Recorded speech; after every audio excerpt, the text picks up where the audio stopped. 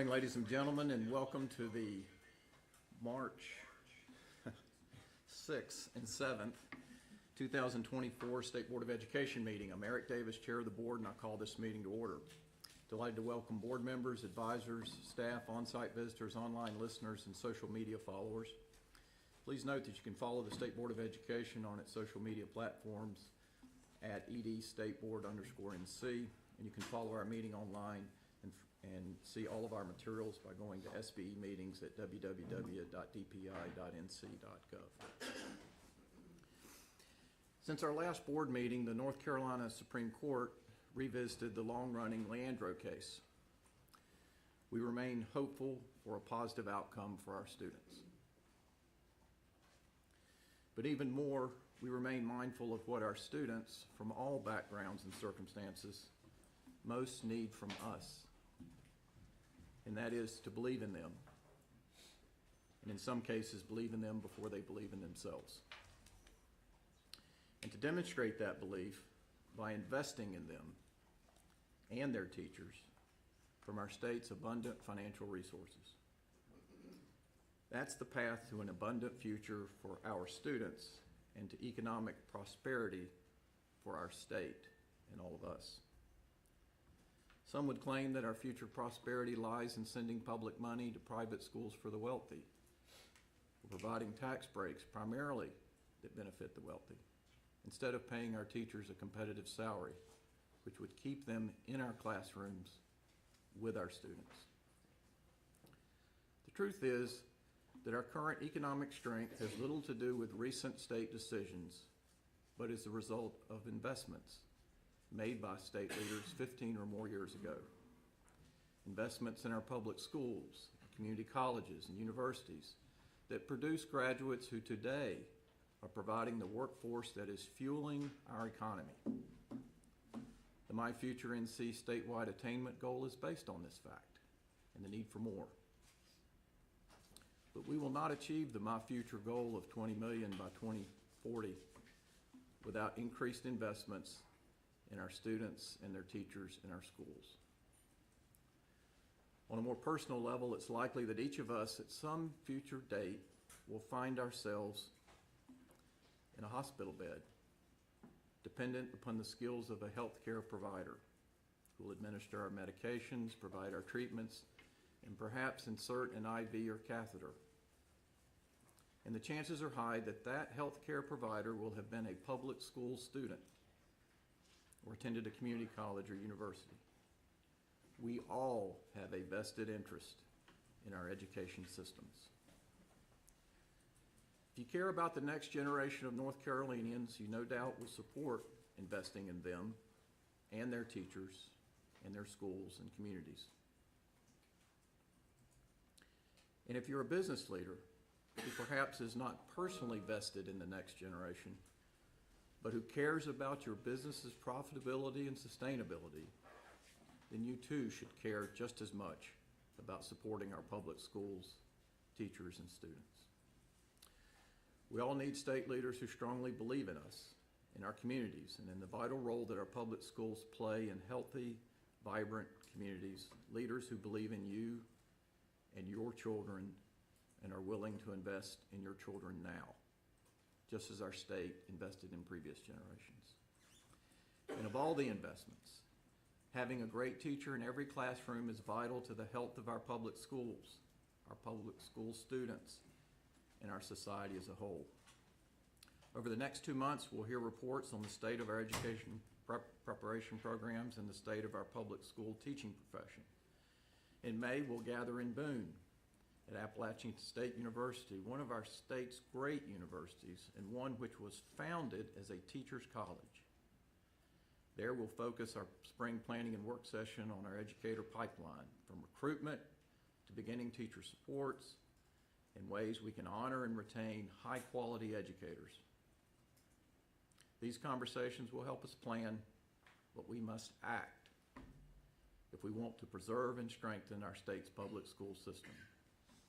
We welcome your input in this process, and we welcome and honor each of you who join us in this most important work.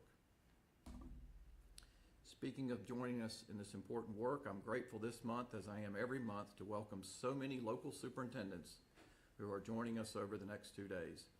If you're here today, I ask if you'd stand when I call your name and remain standing so that we can welcome and thank you. Dr. Cindy Bennett from Vance County, Dr. Steve Hall from Elkins City, Dr. Ethan Linker from Pitt County, Mark Sale from Swain County, and Dr. Otis Smallwood from Bertie County. Would you join me in thanking these leaders?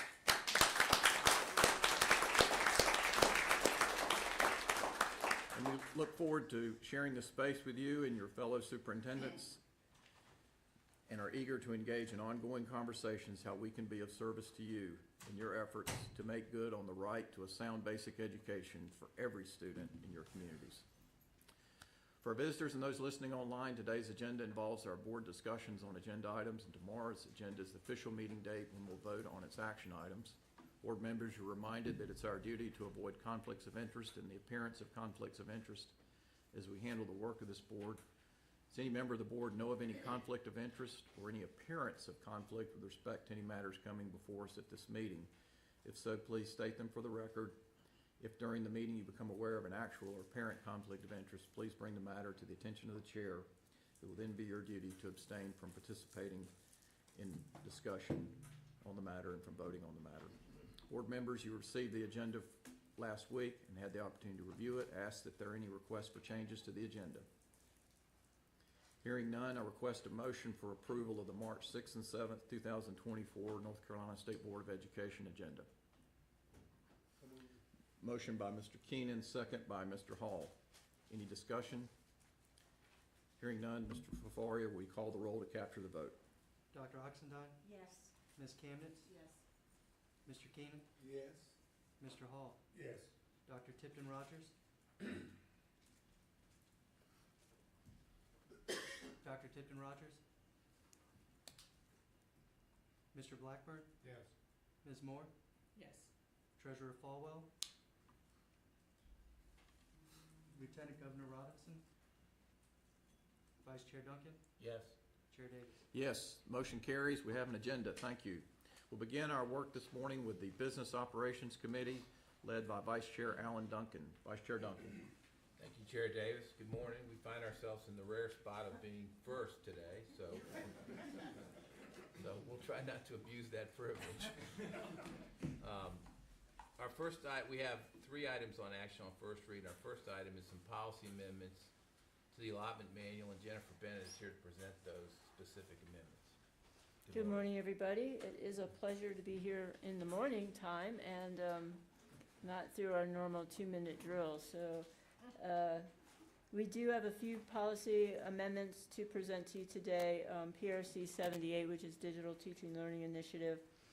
We need to extend that date for the licenses to be enacted by the PSUs out to March 31st so we can ensure those funds get secured. Those require board actions, and so was a delay with the application of the budget to get that done. PRC 253 and 258 are new PRCs to allow for healthcare promotion programs and plasma game promotions. Those are being funded from state funds. It's not ESSER, it's state ARPA temporary savings funds. So that is to get those developed and so we can execute those funding sources. We also have a couple of modifications to a few of the ESSER 3 programs, 188, which is summer funds, so that we can allocate remaining funds there, and PRC 189, which is to expand to K-12. You'll see that PRC actually reflected in one of the next agenda items related to moving some funding so that we can get that expanded to K-12 that then allows us to move those funds to be used for the robotics program. And so those are our main allotment policy changes. Are there any questions? Okay. All right, thank you very much. You did the 2-minute drill without trying, Jennifer. That's how good you are. I'm getting good at it. All right, our second item is BizOp 2, and this is the Extended Learning and Integrated Student Supports Competitive Grant Program, which we commonly refer to as ELLIS grants. And you'll recall we had earlier set out a request for proposals, and this is the recommendations for funding. And I thought we had Susan Brigman, but we don't. No, she gets a couple of days off every now and then, so we have to switch up. But no, good morning. I get the privilege of presenting the Ellis funding recommendations for the 23 through 25 grant cycle. So next slide. So Ellis stands for the Extended Learning Integrated Student Support, and this funding is designed to provide grants grant programs for the ability to provide services to at-risk students for raising academic outcomes. So funds for the 2023 through 25 Ellis competition were appropriated through the General Assembly using a portion of the at-risk Student Services Alternative Schools allotment. So an amount up to $7 million was authorized for each of the 2 years of this grant program, with $200,000 of that per year earmarked for grant administration. So the competition was open for applications to compete for grants up to $500,000 each year.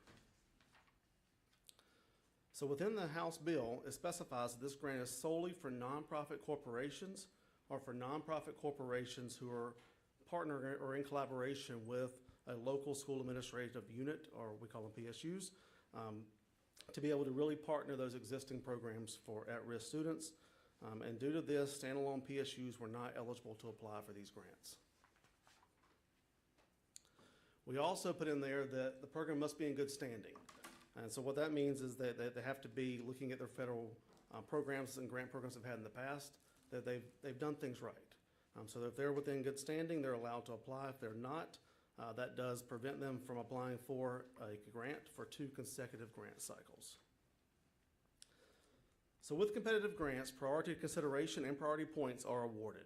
So absolute priority is provided for applicants who are demonstrating models focusing on services and programs to schools identified as state low performing. Priority was also given to applicants who partner with a PSU to provide supplemental funds to support the program that they're proposing to offer. So next slide. So additional priority points were also given to applicants who propose to serve students from at least one alternative learning program or school. 8 of the applicants recommended for funding are planning on serving alternative learning programs, which is covering 6 of the 8 state board regions. A priority point was also provided to programs who plan to run after-school and or summer learning programs in addition to their integrated student support programs. So within this competition, we received 34 applications, and they proposed to service all 8 State Board of Education regions. So in accordance with the RFP, 2 Ellis programs could be awarded per state board region. Region 7 only had 1 applicant identifying them for service, so as a result, we are recommending 15 grant awards. The graphic on the next slide is going to show the breakdown of applications.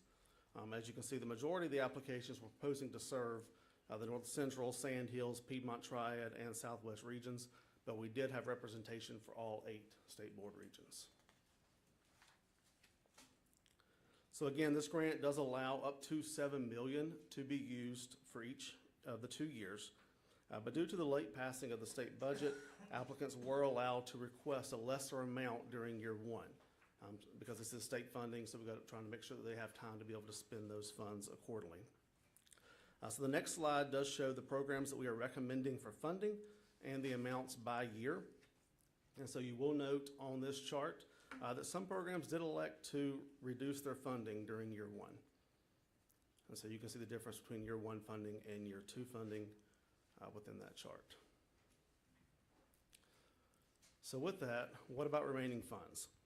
So with applicants requesting lesser amounts in year 1, we do propose to return approximately $2.3 million in year 1 and $650,000 from year 2 back into the original pot. So that at-risk Student Services Fund, which is where the Ellis funds were originated from. So the applicants propose to serve a total of 6,156 students during year 1 and 7,037 students during year 2. After school and summer supports are also being proposed for services through these programs. So of the 19 remaining applications, so the ones that are not being recommended for funding, there were 5 that were not considered for funding and 14 that were not recommended. So of the 5 that were not considered, 1 withdrew their application, and the other 4 were not considered for funding due to not meeting the eligibility requirements. So if approved, those who are approved to receive the grant funding will have a required onboarding that will be held on March the 18th, 2024, for all Ellis recipients for the 23 through 25 cycle. And so are there any questions? Questions on this? Yes, Dr. Oxendine. Thank you, Vice Chair. Yes, thank you so much for the report. My question has to do with, do you have a way of monitoring, or maybe the better word is, when you're making decisions about these awards, taking a look at schools and/or school districts that have, I guess the thought would be, or the concept would be, just stacks of federal grants and programs within a given district, or awarded to specific schools? And does that become part of your decision-making criteria? And so I think when you're looking at competitive grants, there are several things that go into how those grants are used. For this grant in particular, we're very limited in scope based upon the way it's written into law. So for this, we can't look at districts, we can't really look at really any PSUs, because this has to be awarded to a nonprofit governmental agency. And so with that, we're very limited in that scope. So the tie, though, is again trying to make sure that we got supports going for those state-led performing. So they do have to be linked to a school who is identified as state-led performing in providing those services. But you are right, there are a lot of things that are coming at districts. There are a lot of things that they're trying to juggle. And so really trying to make sure that we're balancing that load. I see your point. Yes, however, it's their choice to go after these additional funds. That's Is that correct. That's correct. Thank you. Mr. Charles, just one point of clarification. Are these federal funds? No, They're all state funds? correct. And so the timing on the legislature, is that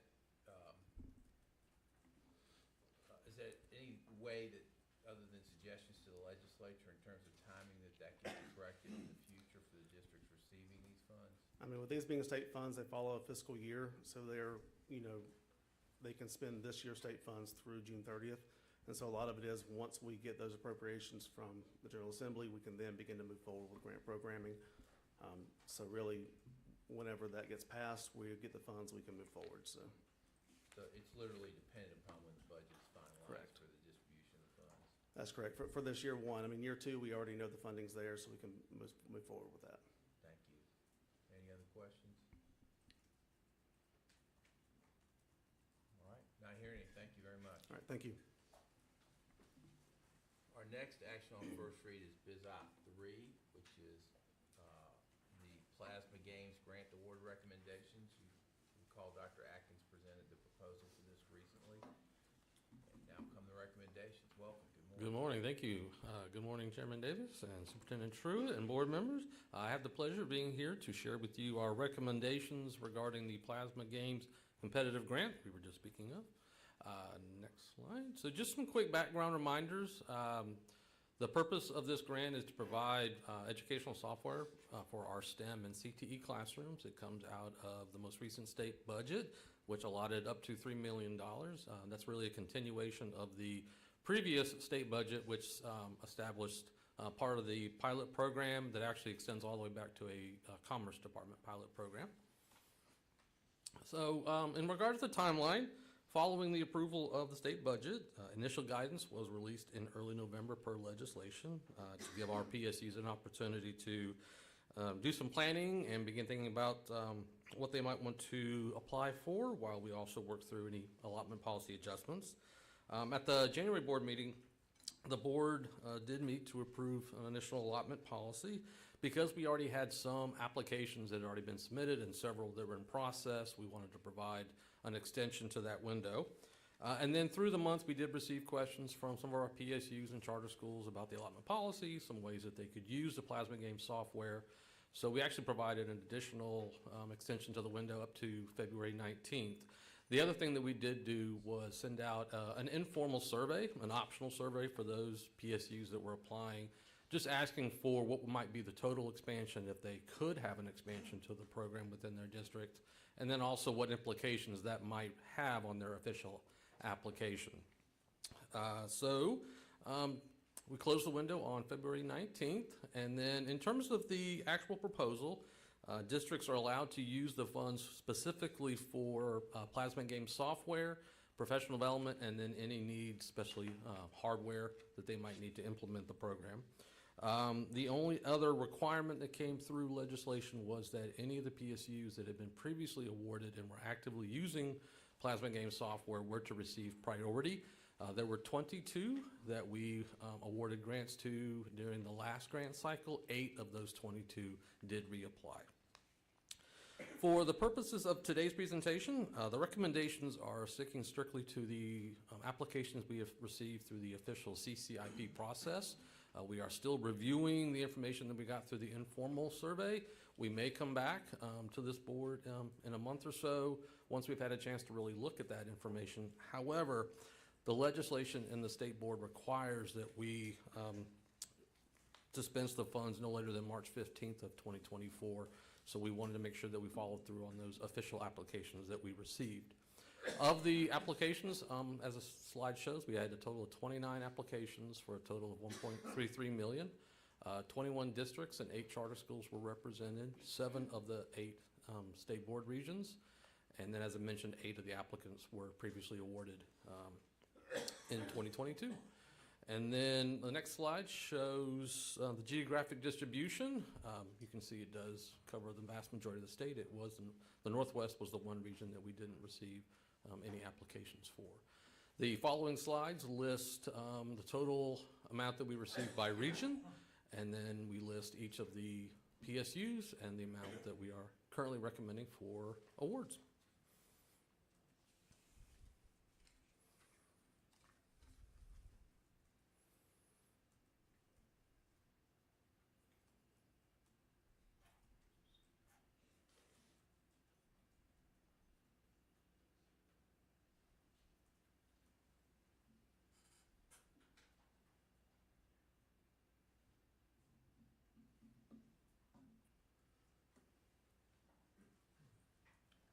Any questions that I can help answer? Questions or comments? Dr. Moore? I think I asked this the last time that it came, I just want to make sure, is the contract or MOU with Plasma through the state, or will each LEA or charter do that on their own? Each LEA and charter makes that arrangement directly with Plasma Games Incorporated. And so is the state providing support, or will each LEA need to take into consideration language in the agreements for the software that protects student rights, avoid geolocating, all of that sort of thing? Yes, ma'am. They still have to follow through the general state ones, but the district by district is handled through their agreements and their privacy rules at their local board levels. And we have a level of confidence at this level that each one of these schools and PSUs understands how to incorporate that into an agreement? Yes, ma'am. Okay, thank you. Any other questions or comments? One observation, and it's really not for you, Dr. Atkins, but, excuse me, Dr. Akins, the Northwest did not have a representative, who apparently didn't apply. Yes, sir. And as we look at geographical diversity, I've noticed in different grant applications in different areas, certainly beyond this one, the Northwest seems to have a lesser number of applications and sometimes no applications. If you and your colleagues could just provide, not right now, but as you think about it, provide some insight as to how we could assist the Northwest in making sure they're fully aware and apply for these grants in various different areas. Yes, sir. Mr. Chair, I'm meeting with the superintendents of the Northwest region next week, so I'll bring it to the attention. Very good, very good. We want their students obviously to have these same opportunities as all of our Absolutely. students do. All right, thank you very much. Thanks, sir. That concludes our actions on first read. Now we have several action items. And the first one is an important one that we'll probably spend a little more time on than any other item that we have today. But this is we had a discussion item last time where Alexis Schaus presented the report to the North Carolina General Assembly, or funding in arrears. We are now at a place where this will need to be finalized and submitted. I sometimes think of this as a look-back type provision, but it changes the funding in some ways. And when you have a change like this, we can reasonably anticipate that there'll be some commentary about it from some quarters, and so it's important, I think, that we understand it. Alexis has proven to be very good at making complicated issues understandable by the board, and so really appreciate she spent some time to do this for us today. So thank you. Thank you, sir. Yes, actually, I felt like when I presented this for discussion in January, in reflection, I feel like I got a fair number of glazed looks, so I actually redid the PowerPoint, so I am hoping today will illustrate much clearer as to what impact this funding in arrears has, what has already been decided, and what is still to be decided. So you have in your materials the body of the report, as well as a separate attachment that was not presented in January. This is the impact by public school unit on if we had implemented a funding and arrears model this current year, and I'll discuss some of those differences that you're seeing, and then the copy of the PowerPoint. So looking through, we have had a couple of adjustments from January as we've gone through kind of looking at that impact and reflecting on some of the results, which I'll discuss, and there's been some additions. But the main topic of, what ADM the main topic is that what ADM, average daily membership, are we using to both budget the State Public School Fund as well as calculate the funding formulas for our PSUs. And what adjustments are made to those funding allocations during the year or not. So why are we looking at a change? Some of it is because there is an inconsistent treatment of PSUs, and that's not just an inconsistent treatment between school districts and charter schools and lab schools, but also an inconsistent treatment, really, or results between different school districts. And then, as we discussed last time, the current model puts a lot of late budget adjustments on PSUs. They get reduced or increased in that November, December timeframe of the current year. And this really is a challenge when you think of 90% of the State Public School Fund is personnel, and how do you guarantee and kind of get your classroom set when you don't know what that funding is going to be. Additionally, the projections have become very uncertain post-pandemic. Also, with the increase of homeschools, we also have the unknown impact of the opportunity scholarships on our public schools. And so this has just resulted in larger adjustments made to our school districts. Additionally, and kind of associated to that, the way the model is set up now is the charter schools have been in existence for now 25 years, and so what we're doing with our budgeting for charter schools was kind of set up at that time when they were 100 charter schools. They were small, less than 3% of the population, and now they're more than 10%, and we've kind of really outgrown this current model. And then the administration, both on the school district side and DPI, is very complex and burdensome for no real gain, right? So in the last budget bill, there were changes that were made that will go into place regardless of any action, July 1 of 2024, this next fiscal year. So it will require DPI to distribute funds to the public school units based on a prior year average daily membership. It will also require DPI to provide funds for growth from an from an ADM, an average daily membership contingency fund. And it also eliminates the requirement of DPI from a session law back in 2007 to reduce school districts if they have a decline from what their initial average daily membership is to their actual in that current year, and the requirement to use the higher of the first 2 months as a basis. So that's kind of our overarching structure that we have to create this model, which is part of the legislation also. It states that DPI is to develop a model to fund the public schools on that prior year average daily membership. And include in that model a method to account for newly formed charter schools, because obviously they don't have a prior year average daily membership, and then to propose the technical adjustments that we will provide to our state budget director and the fiscal research division. So a key definition, just so that we all remember this, because it was a couple of months ago, is this term allotted average daily membership. And this is not necessarily, and currently is not, an average daily membership that you could present a list of students to match to a number.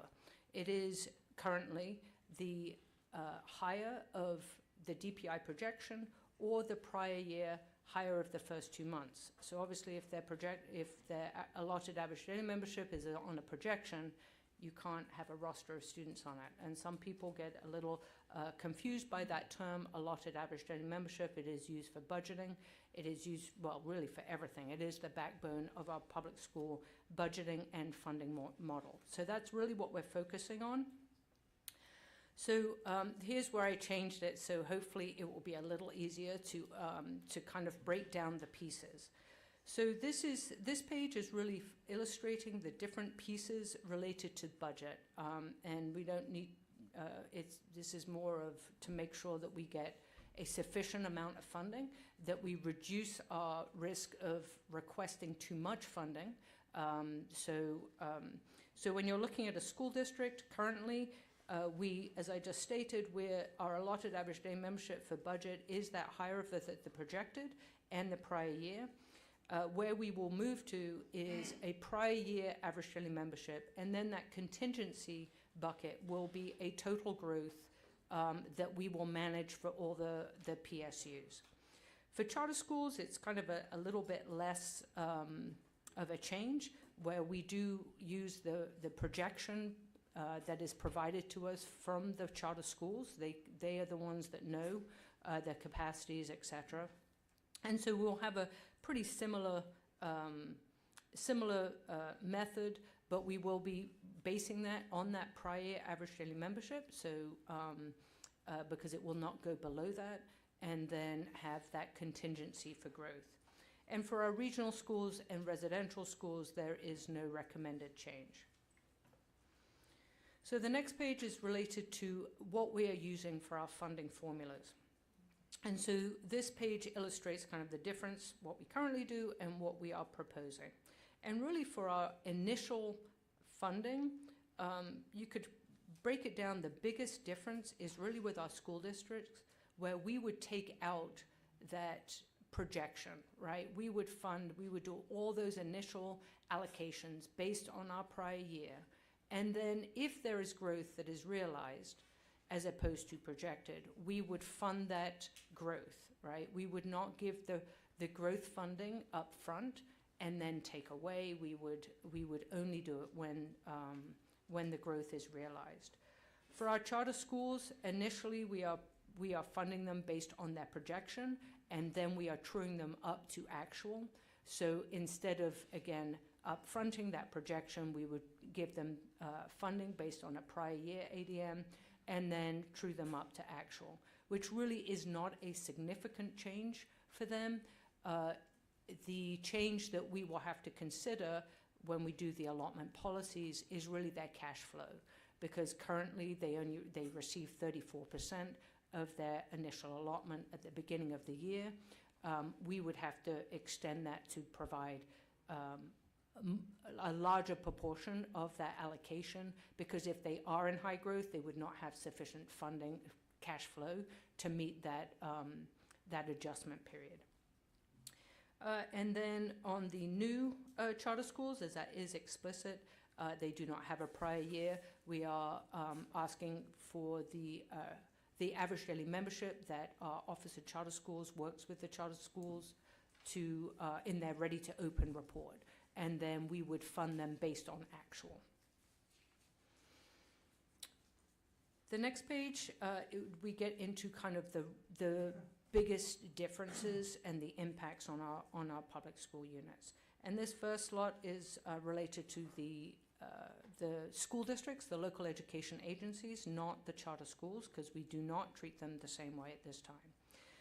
So currently, for our budgeting, we actually budget new and high-growing charter school average daily membership in the school district budget, and then we transfer it out when the students, we get that data in November, December. The proposal is not to do that budget transfer, and in effect delay the adjustment for new and growing charter schools until the following year. So the impact on the budget is for that year, we would be knowingly funding the student in the charter school and in that MTC in the school district. It's not, in a grand scheme of the state budget, is not a hugely material amount, and it will again allow the school district, who does not know the number of students that are going to go to this charter school until September, August, September, it will allow them to have enough time to modify and adjust their staffing for that next year. So it is all the same theme, regardless if it is a loss of, regardless of the reason of a decline in average daily membership. The currently the budget for all the average daily membership, the growth, is all in the different line items, right? So we are currently taking from each of the line items and moving it over. With this new recommendation, the budget for growth in all PSUs will be in a kind of contingency fund and not included in all those different line items, which is really an administration thing, but you can also see as we go through how that impacts the school districts and our adjustments. So currently the reductions are for half the difference of the initial and actual if it meets a threshold of that 2% and 100 average daily membership. Our recommendation is to remove that threshold as well as not do any reductions for a decline in average daily membership until that following year. Same concept as I stated with the charter school adjustment. And then increases are also have that threshold, and we would remove the threshold and then provide growth funding for any new student, new growth above the prior year. So we're looking at the impact of these adjustments. As I stated, when we do provide funds for growth, we put them all in the different line items. There are 10 different line items that are adjusted. So they might receive half an FTE in this category, 3 in that category, etc. And we adjust each of the line items for all the LEAs that are adjusted. Our recommendation is to provide those growth funds in one flexible bucket for that first year, and so that the school district can utilize those funds to best meet their needs for the growth, and whether that is additional teachers or they need additional transportation, etc. And they would be able to manage that. In the following year, those funds would be incorporated and be part of the new funding formulas for the following year.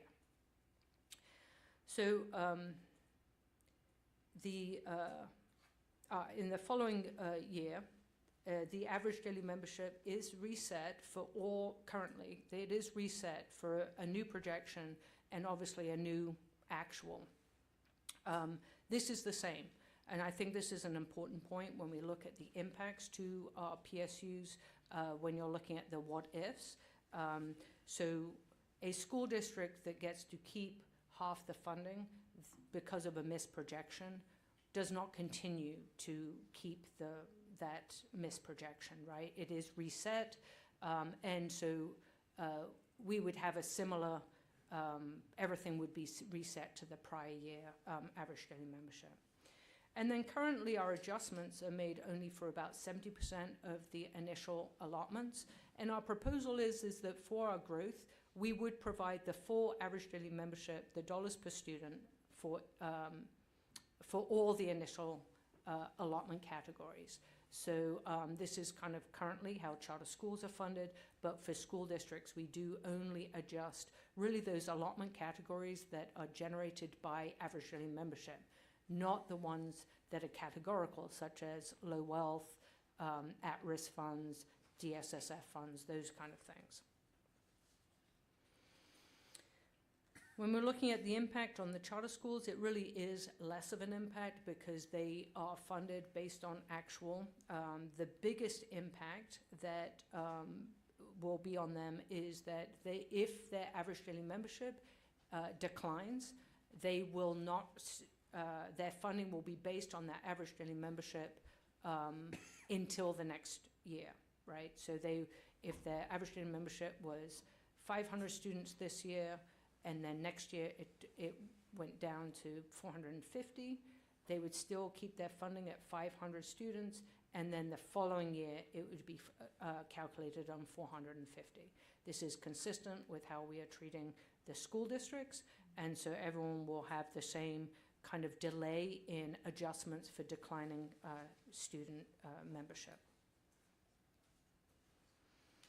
So there is new challenges as can happen as you adjust for one challenge in our current circumstance, in our current climate. We have a new session law that has created a new challenge for our budgeting of average daily membership.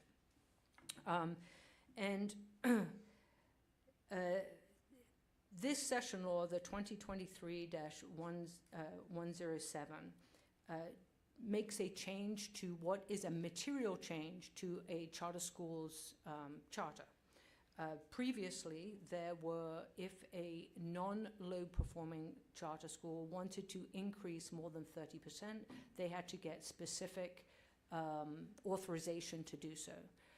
This session law removes that, and so they are allowed to grow without approval or special approval. They can grow as they as meets their needs.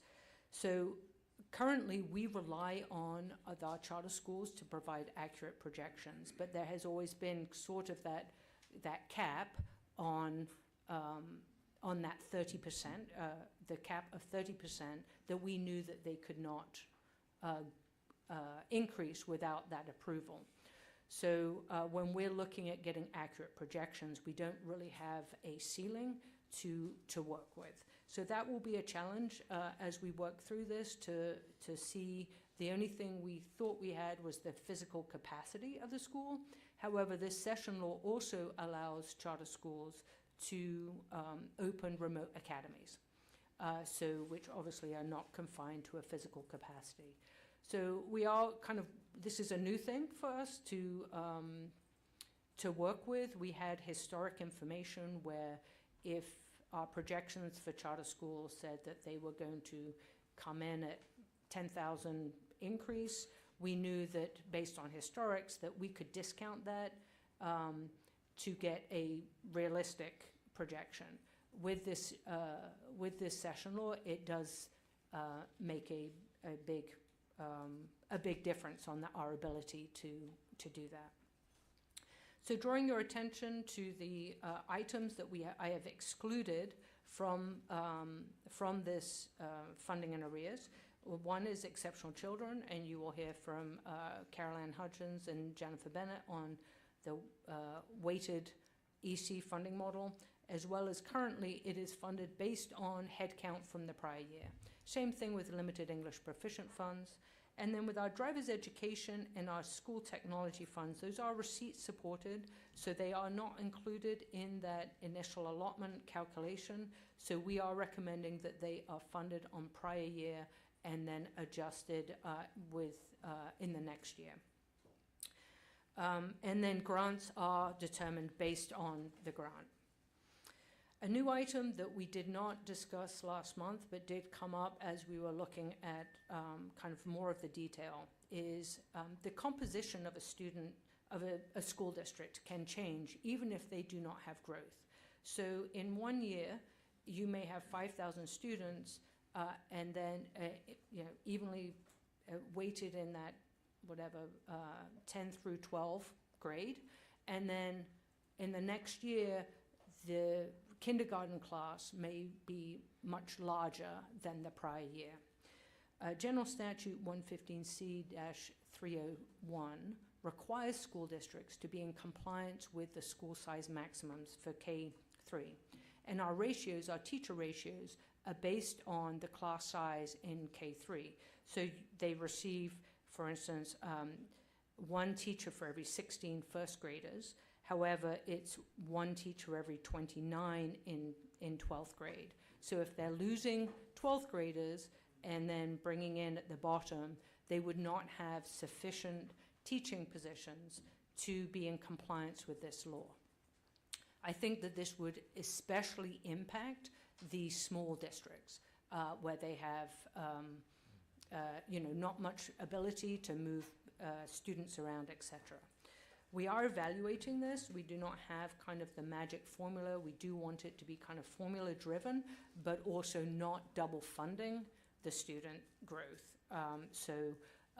That is not it is in the report as an item, but not with a definitive recommendation.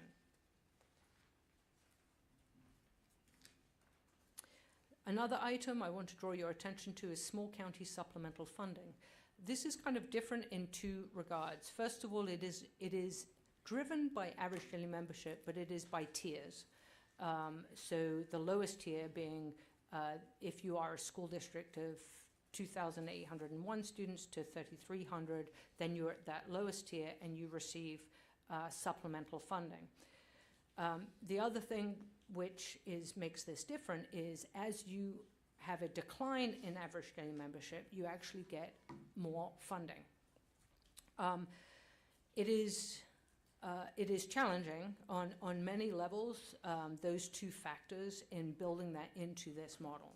Our recommendation is to base small counting supplemental funding on the prior year and not to do an adjustment in that current year and to delay that supplemental funding for the next fiscal year.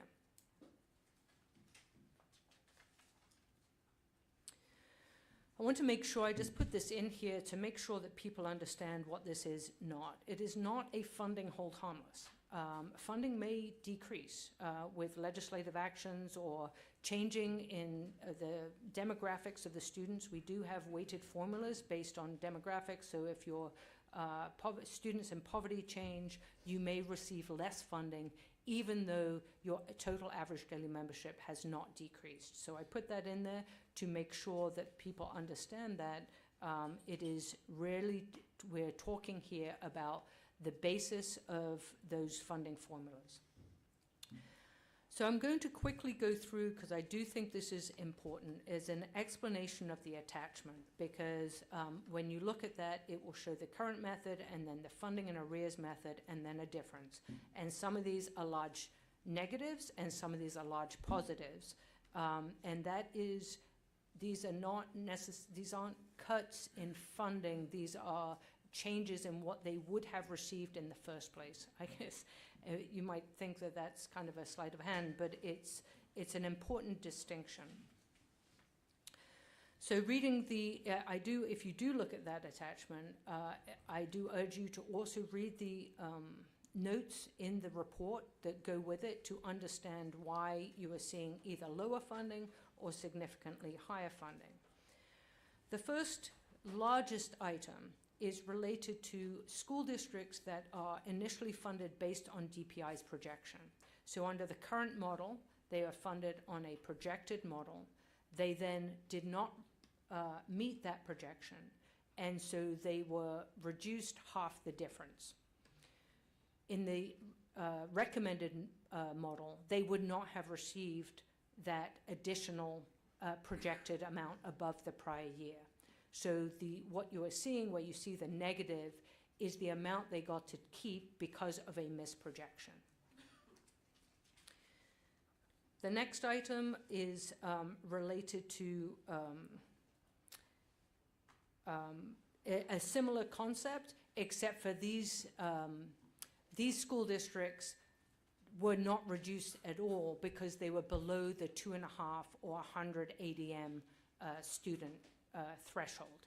So they were based on the projection, but they still got to keep that funding, actually the full funding, because it was within that 2% and 100 student average daily membership.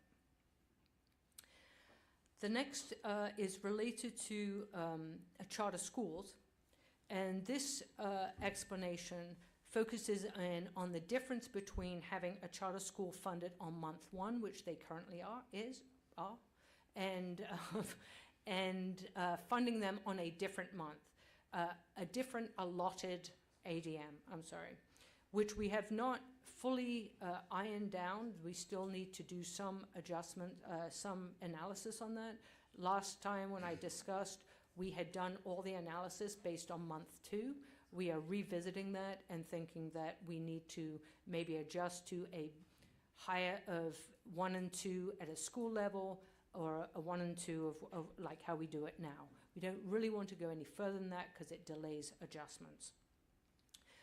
So this, some charter schools, it would see that they would have received lower funding because their average daily membership in month 2 was lower than it was in month 1. However, some of the charter schools also received higher funding because they took in students in month 2 that they were not funded for at all under the current model where they are funded on month 1.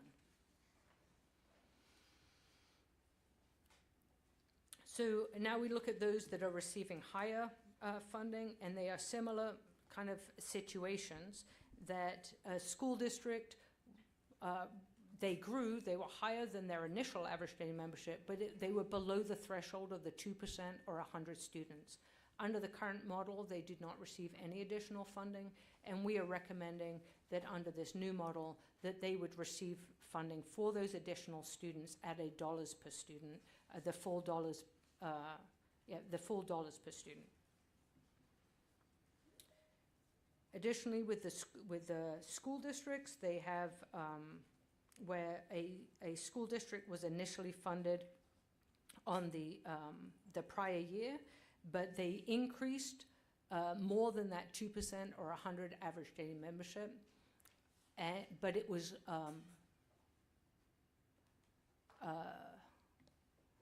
so I'm sorry, I have to get all these ones correct. So under the current model, they were reduced in the current year for half the difference, but because they declined. But in the recommended model, that the LEA would not be reduced in the current year, and then in the next year they would be reset. And then for note 3, this is the impact, and there was one school district that actually would have received 4% more funding, purely for the fact that we only adjust for those 70 to 75% of the funding. So this would have been a significant increase for that particular school district. In other areas, other school districts, it actually was surprisingly not a significant change. And then the final one is for charter schools, and this is new, and this was the largest impact to the charter school, and you would see that if you looked at the charter schools where they would receive more funding. The main reason was that they had a decline in average daily membership in the current year, and they were held at the average daily membership of the prior year. Just like a school district, they would be reset in that following year, but they too would have a year to adjust to that decline in average daily membership. And a point which I made last time is that the added bonus or an added benefit of doing that is if there were to be a 1-year blip to average daily membership, right, for whatever reason. Sometimes historically we've seen that in school districts that are military based and they have large deployments, etc., and then the students come back. Having a 1-year decline and coming back, this would actually keep those PSUs kind of at a steady funding and not kind of have this yo-yo effect.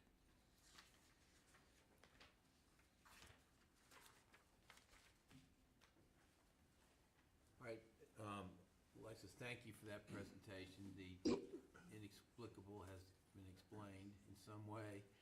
As you can see, there's a balancing of a lot of statutes and a lot of other things. There's a lot of balancing going on here. So this is going to be, again, different, and different will spell questions, I suspect. And trying to follow the statutory scheme and also trying to be as fair as can be will not necessarily seem fair to every single district, depending upon where they happen to fall. So this is important, so I open up for any questions or comments that anyone has. Yes, Dr. Just a quick Oxendine. question. I certainly hope, Alexis, that you do not plan to give us a quiz on this presentation. If so, please tell me where I could get the textbook. My question is this: I want to make sure I understand something. It's really fascinating work, it truly is, and I'll go back and read it. But there was a part that you mentioned earlier in the presentation that had to do with the categorical funds versus the allotment funds. So if there is an adjustment in that ADM allotment, I'm assuming that that allotment will be dispersed by some, based on ADM to those PRCs, program reporting codes, based on average daily membership? Is that the way the money is kind of put back Okay, in play? So let me maybe walk through a little bit. So currently, when we adjust for, say, an increase, right, with the school district increased above our initial allotted, we go in and we only adjust those allotment categories that are by ADM, right? Our instructional supplies, here's $60 per ADM. Our teacher allotments are based on average daily membership. We do not currently go in and adjust for, oh, here's a per pupil share for low wealth.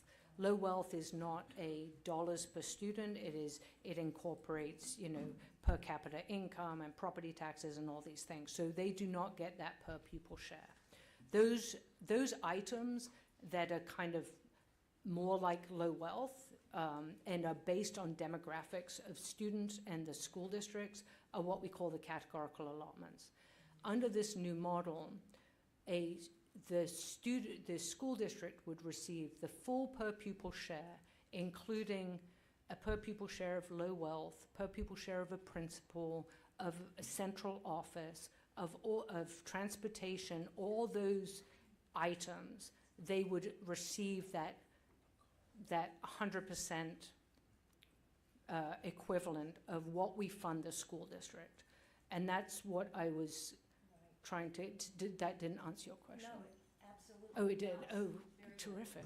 That Yeah, answers my that's question. marvelous. I see other questions. I'm going to call on Treasurer Falwell, who has a question. Can you hear me okay, Mr. Vice Chair? We can. Thank you, Treasurer.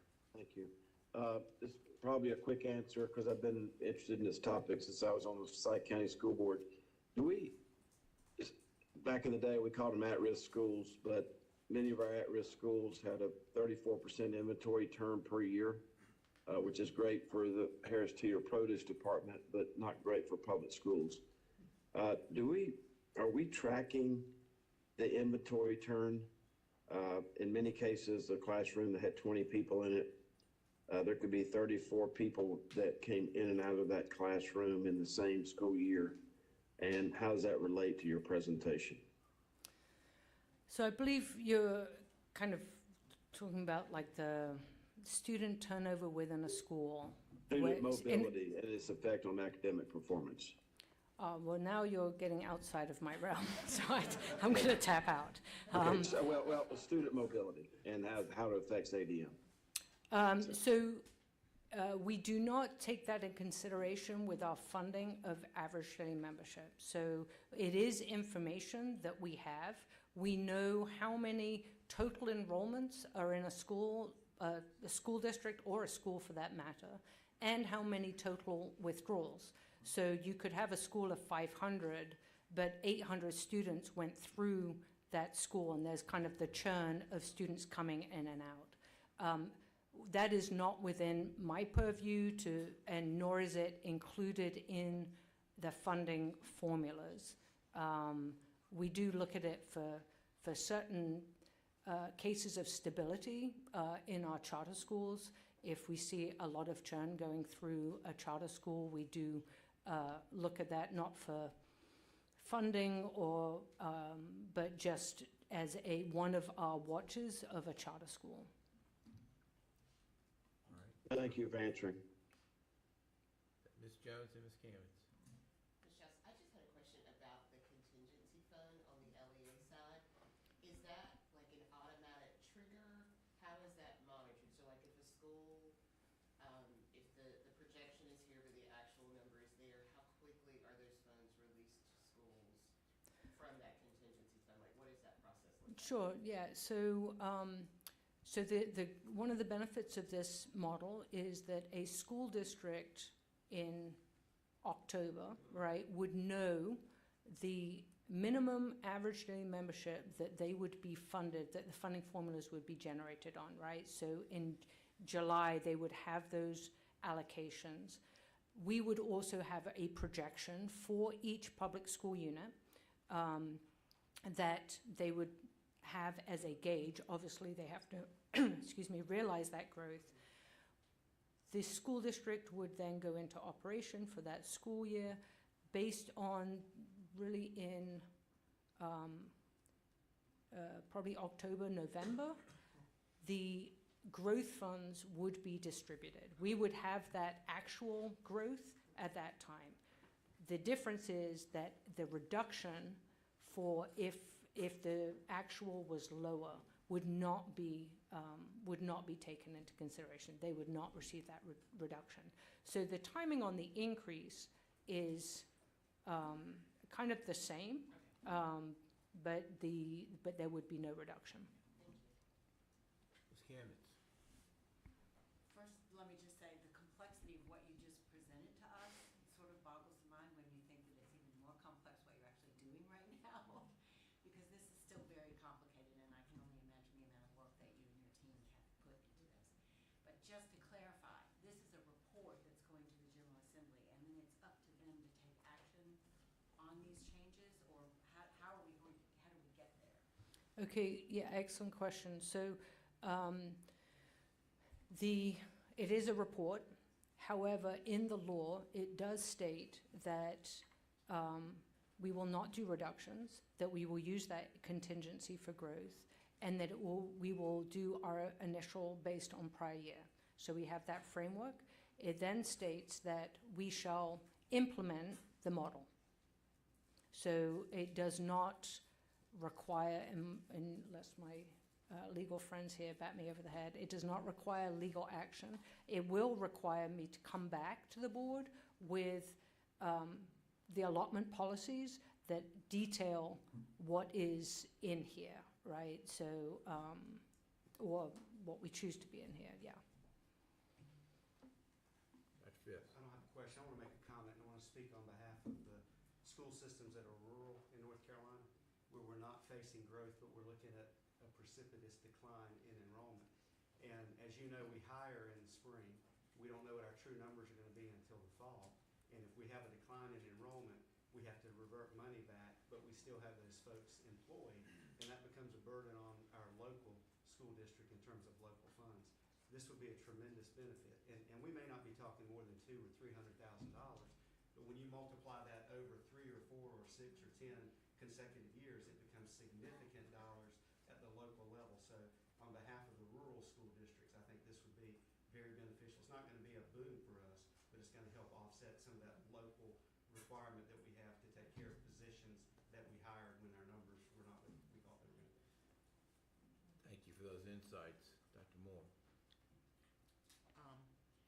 I wanna go back to slide 12 and see if that actually are funds that are treated the same way as what Dr. Oxendine was asking about. So Exceptional Children's Fund, Limited English, Proficient, the drivers at that slide. So those will be done based on the current year. They're not part of this model, so how are they now? Yeah, and thank you for drawing me back, because I did kind of skip over this a little quickly. So Exceptional Children's Funds and Limited English Proficient Funds in the charter school statute, right, are allotted separately based on a head count. Well, they're all based on a head count. So they are not included in that dollars per student that is the base funding for charter schools that we are providing that growth on. Currently, exceptional children's funds are allocated out based on an April 1 head count of the prior year. They are not adjusted for current year. It is already done in arrears. The same thing for LEP funds, for limited English proficient funds, for students that are multilingual learners. That is already done based on an in arrears model. The driver's education funds right now are actually, they are funded based on the number of charter, LEA, homeschool, private school students, because school districts are responsible for all of that. And so it is based on a projected model, and that higher of the, or the higher of, we are looking at having, we're recommending that being based on the prior year. Driver's eds funds are different because they are receipt supported. They're not necessarily a school year. You've got a lot of summer expenditures there. Same with school technology funds. Those are receipt supported. They are not included in that base funding. They're separate. They are funded based on the total average daily membership, and they are intended for structural items, not a per student dollar cost. So we are also recommending that that is done based on the prior year average daily membership. And in both cases, for the driver's ed and school tech funds, what that allows us to do is allocate out all the funding right at the beginning of the year, and then be kind of like, okay, there's your budget. As you probably are aware, school tech funds, they carry over, they create a fund balance. So that one's definitely very different than the others. And then, of course, the grants, sometimes in legislation it's explicit, or when we bring you an allotment policy, we will define what average daily membership we're going to use, because those tend to be very specific. And is school technology funds PRC 15? If they are. Thank you. Any other questions or comments? Yes. Just a quick comment, Mr. Chairman. Didn't understand everything you put up there. Probably about 5% of it, 1% of it. But I have a question, and I do support totally Dr. Phillips said about rural systems and the fact that we have $200,000 at any time to a rural system. It's a hit, believe me. We're dealing with county commission now. ADM, if I'm understanding correctly, ma'am, ADM is not within itself a funding mechanism. Is it or is it not? By itself? No. I mean, it is a driver in some, it's a driver in some of the allotment categories. Okay. Most of the allotment categories, I should say. That's what I thought you were saying. Yeah. Something along those lines. I just wonder, when you're dealing with county commissioners during the budget process, how much of this information about ADM, well, ADM is strictly looked at as the driving force. I wonder how much information is shared with them and with finance officers on what the law says about the three things that cannot be reduced. Am I? So the local budgets are going to be different, right? So what the county commissioners are going to fund should be your average daily membership, right? Strictly on that. I mean, I'm sure some districts fund their local budgets differently than other districts, so I can't really speak to that. Okay. And so the average, like what is presented for the county commissioners to fund, certainly if you're in a growing county, I mean, if you're in a declining county, I would be like, hey, let's follow the state and kind of fund on the prior year, right? If you're in a growing county, you want to make sure those county commissioners have the full picture of what needs to be funded. And that's my concern, the full picture. Correct. And we still need projections, and we're still developing projections by public school unit, by grade, so that we can make sure that we're requesting from the General Assembly sufficient funding. And school districts do the same thing, and I would not think that they would do anything different going forward. They need to be sure that they have the funding to support their educational needs. And the funding that districts receive is based upon the prior year ADM. Huh?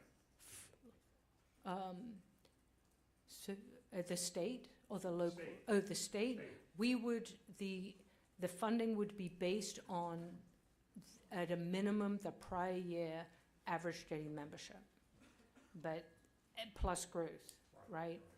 Okay. Thank you, Chairman. Doc, I'm going to follow up that with one quick comment, which is maybe an aspect of the question that Mr. Hall just asked is, what type of reaching out for educational purposes are we going to have for county finance officers and county commission groups, as well as for our own CFOs in the system and our own superintendents? Do we have some plans to give this kind of explanation to those groups, because it'll be important to the overall working of the system? Related to the charter schools, we have presented this to the Charter School Review Board, and I've reached out to various charter school organizations and explained on the impact. The school district finance officers this has been a discussion for a significant amount of time. I agree, we have not explicitly reached out to the county finance officers on what this is and how they choose to use it or change the way they are doing it. I want to make sure that the state funding and the mechanisms of state funding can be entirely different than local funding. But the interplay would be helpful for the county finance officers. Do you have a better understanding? Dr. Oxon, you said you had a very quick question. Absolutely, a quick Yeah. question. You made a comment earlier in the presentation about the small school, is it small school funding, supplemental funding? Do you have a sense of North Carolina overall, are school districts or schools, are we in a declining mode, inclining, increasing mode, or do you have a reading on that? Are schools declining in enrollment or? Oh, yes, stabilizing or what? no, they are for sure declining. And I think I did I did a presentation, it was probably a couple of years ago now, kind of talking about the declines in local education agencies. And they are a mix of charter school, homeschool is a significant impact, as well as our birth rate. And so our birth rate was in a trough, but it was projected to come back. But to answer your question, we have 115 school districts. We probably have 70 to 75 of them are declining. That's very important for this board to know, for many reasons. All right, I'm going to very, very quickly, because we're over Very time. With regard to counties that have within the county multiple LEAs or PSUs, the county commissioners use ADM to determine the current expense distribution of funds between those different PSUs. They depend on DPI for those figures. Will they be provided in using previous year figures, or will they be provided and using projected figures? So we have all sorts of figures that they could use. We don't specifically provide average daily membership to the local counties. We do publish our allotted average daily membership, as well as every month's average daily membership, including final. I can't speak to what they use currently or what they choose to use in the future, but they are all available for them to utilize. But what figures they choose to use is a local choice. Absolutely. Not impacted by this legislation. Absolutely. Thank you. All right, we're now going to move on to Biz Op 5, and I believe, Alexis, you are also the presenter on this. I'm sorry. This was also discussed at the last meeting, and I actually think your job will be easy here. Yes. And because there was a proposed budget for ESSER funding that was not going to be used, and proposed alternative uses that you've now put up on the board.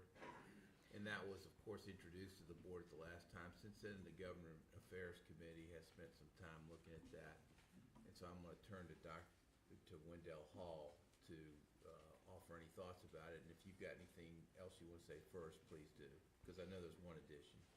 Correct. I just want to draw your attention to the item at the bottom that is $1,163,446. Rupert, can you move this up so it can be This was a, Thank you. this was items within ESSA 3. There are explicit restrictions on the percentage of the grant that had to be used on after-school. These were initially utilized in an after-school program but there is unobligated funds, and we had unmet applications for the robotics after-school program. So that $1.16 million, the request is to move it from the unutilized in one after-school program to fulfill those applications in the after-school program for the robotics. Thank you for that additional information. I now turn to Mr. Hall and Ms. Kamnitz, the Chair and Vice Chair of the Government Affairs Committee. Thank you, Mr. Chairman. We did have the opportunity to discuss the recommendation of using excess funding that was left over from the ESSA 3 monies, along with myself and the Vice Chair, and we received information from DPI side and giving us some explanation and reasoning for this recommendation. To make a long story short, Mr. Chair, the board, the committee do recommend, the BizOp committee do approve these recommendations at this time. I will offer Vice Chair any other comments that she might want to make. Thank you, Mr. Hall. In our discussions, we did have some questions about the Rethink grants. And I think our sense during that discussion was we really supported this work that's being done with those funds. However, we would like to be sure that the distribution to districts is keeping in mind the districts of highest need for that work. So that was an addition that we made during that. That was the blending model that we had talked about, but we still, anything else, Madam Vice Chair?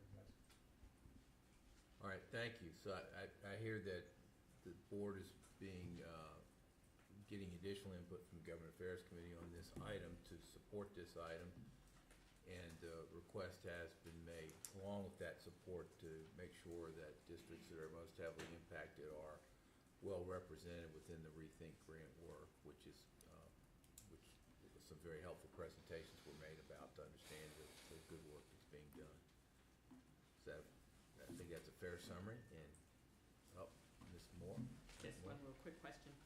For the additional request to move the after-school funds, is the 1.1 million the amount that is unobligated, or is it the amount that will meet the unmet requests of robotics? And you understand what I'm saying? I do. I think it is the yeah, it's what I thought. The latter, right? Yeah, it's the latter. It's the request. Yeah, it's the, yeah. Thank you. All right, thank you. So we have used our time well, and now we're going to go back to the 2-minute drill as we finish out. We're now on BizOp 6, which is the report to the General Assembly on the weighted funding for exceptional children students. And actually, this is a very important issue, so if you need I'll 4 or take 5, 5 Jennifer, minutes, you get 5. so yes. yeah, there we go. Well, luckily, most of this you guys are well versed in at this time. Under legislation, we have to propose a weighted model.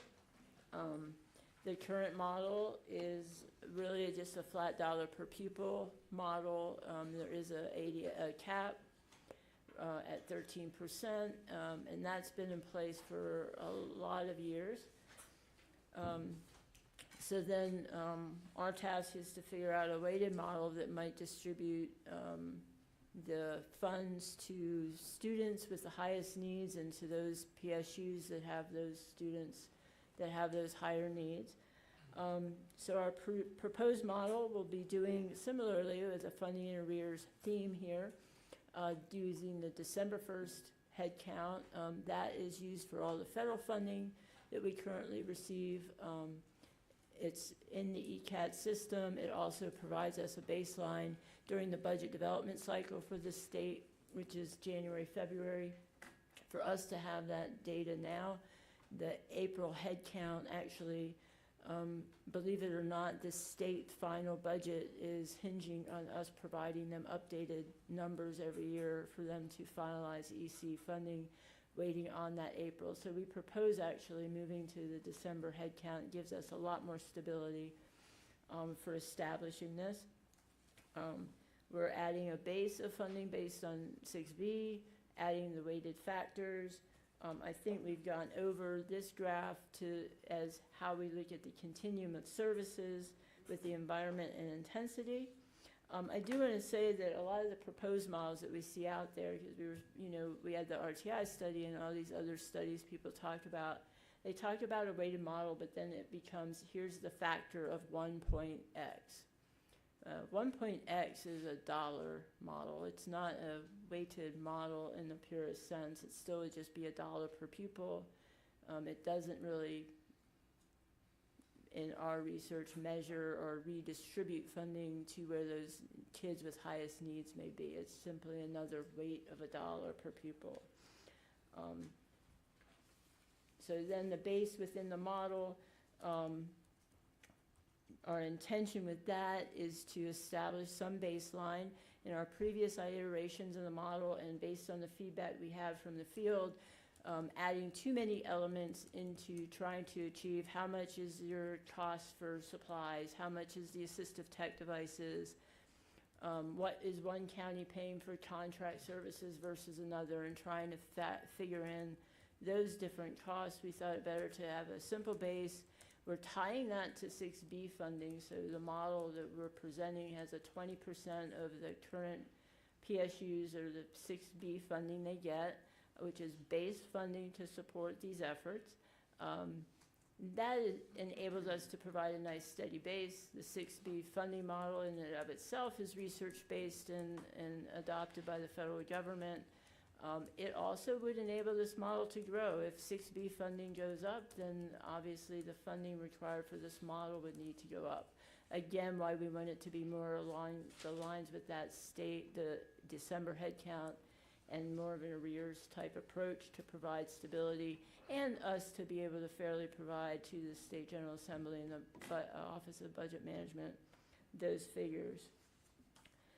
The weighted factors come in the next section of the model with the placement codes and the intensity of service. We talked about that being kind of the two metrics that people can readily see. It's in the ECATS data reports that PSUs get. It's in that case management report. And we do think that people can understand the educational environment of that student coupled with the degree program, whether it's occupational course of study, extend, or a regular course of study, and the complexities that would need to be provided and those extra supports if you look at those two elements.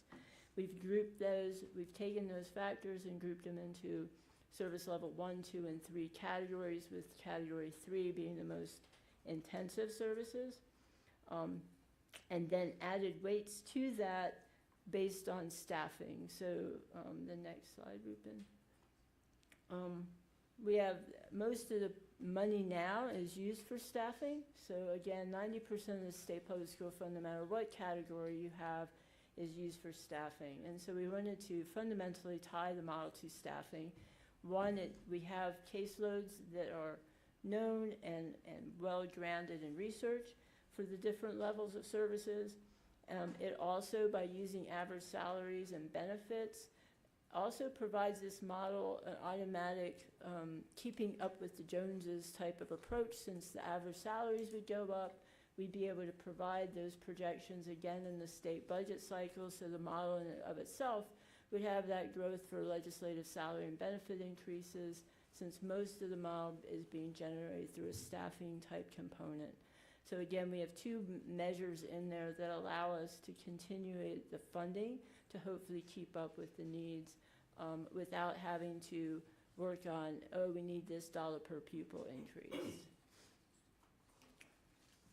The next slide really shows, and it's in the report, how we would crosswalk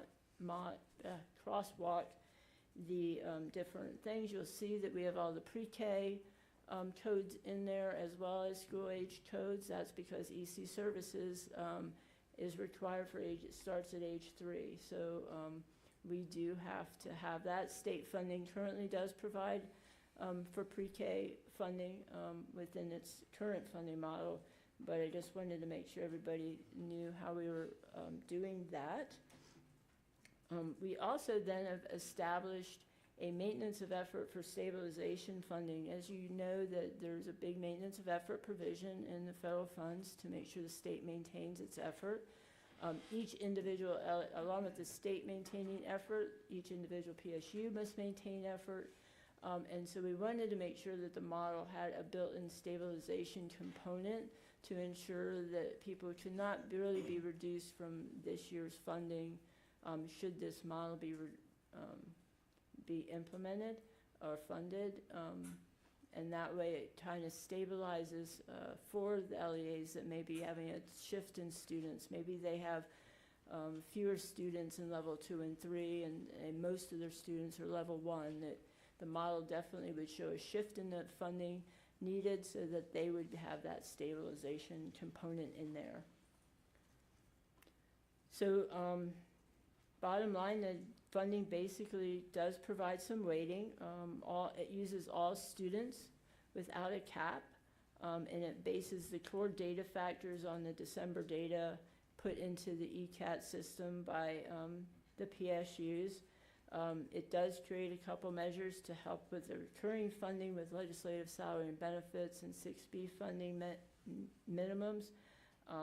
It should help ensure the stabilization part with the MOE requirements for school districts. And it does generate funding and distribute that funding to more closely align with students based on their service delivery needs. It is very apparent in the model that it definitely moves the funding to where those students that are in the level 2s and 3s are. The LEAs that are PSUs that are currently over the cap definitely see more funding coming their way. Those under the cap may need stabilization funding. So I do think the model does, if the intention is to develop a weighted model to provide money for students based on their service delivery, it does that. What the model is is basically a general, it's just taking the current pool of funds and saying this is how much money we would need. It is not determining how that is to be funded. It's not a reimbursement money. It doesn't direct the PSUs how to use this money when it gets to them. It's not determining what a specific student's service needs may or may not need to be. And so I think it's really just slicing generating the money for those students. However, it's not restricting. It would still just go out to them as here's your money, and they can still design their programs that they need to design to meet those students' needs. And then the big drum roll. So we finally have costs for you in the presentation. So the model itself would calculate that we would need $1.6 billion of EC funding if you allow for the base 6B to be used towards this overall funding model. Remember, we're not saying how the model should be funded. We're just simply saying that this is what we would state the cost to be. It would need $1.2 billion. The state currently provides us over $1 billion of PRC 32 funding. It's about 64% of what would be required for this model, leaving us $223 million that would be unfunded from just those two funding sources at this time. I can tell you that based on our analysis and looking at current EC expenditures across all funding sources, it is over the $1.6 billion across the state. So the model is generating the funding that we see actually being spent. if not a little bit more of what it would be needed. And again, we're not stipulating how those funds should be funded. And then the other breakdown of the 1.6 shows you where we are with the base funding and our different categories of services. And again, that also aligns with a lot of the research studies. You hear about the $25,000 per student for the higher cost kids, and you hear about, you know, the $8,000 per student and such. And we did not back into these numbers. We did not try to achieve any number. We simply let the model dictate what the total money would be. So that is where we're at with the model. We've also provided what the per LEA impact is. Our next steps after, if we're proposing that you accept the report and we provide it to the General Assembly, where it goes from there is out of our control. But because we look at this model as a good way to fund these students, we will still build the model as a pro forma in our state budget bill process so that we have those to the appropriate budget makers. We do have to still modify the model for a public platform since it does contain a lot of PII information, and so I do need to make sure that we've built it out so that for public consumption that way. We also will provide for ease of use and confidentiality of the PSU data and be able to provide this out to the PSUs. They could use this even as a budgeting tool regardless of if it's funded or not. We are examining how the model and federal MOE may still be impacted or not impacted when the state is changing, potentially changing its total mechanism for funding this cohort of students. We're investigating with Carol Ann's department what leniencies or non-leniencies we have with MOE and how we can go about seeing how that works through the federal MOE process. We'll also continue to run this model against current expenditures to see how that's tracking with that, and also work with our school districts to see if this is aligning well with how the budgets that they have already in place and what they're seeing as their actual costs across all funding spectrums. And so those are our next steps outside of submitting the report to the General Assembly, and I can take any questions. Two quick things. The first one is, it's quite apparent an enormous amount of work has gone into this project. So thank you to you, and thank you, I see Dr. Hutchins and the Exceptional Children's Department for the joint work done on this to make this joint recommendation to us. We're most appreciative. I don't know if there's still questions, because the thing we were most waiting for was what did the numbers look like. Are there any questions at this point, other than express our gratitude for the work that's gone in? All right, not seeing anything. Thank you All very right, much. great, thank you.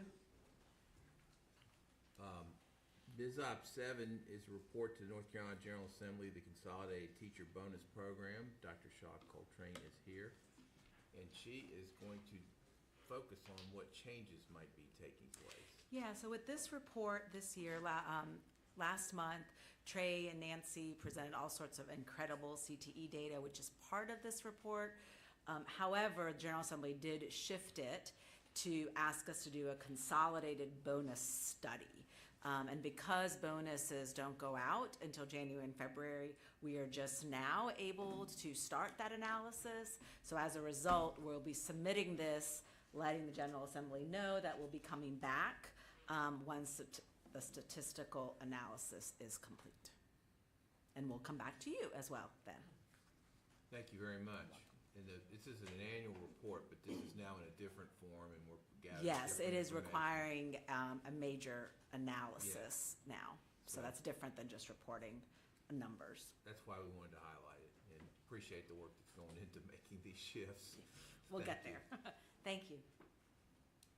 Our next item is BizOp 8. This is the report to the North Carolina General Assembly on an annual basis about improving education, financial, and information transparency.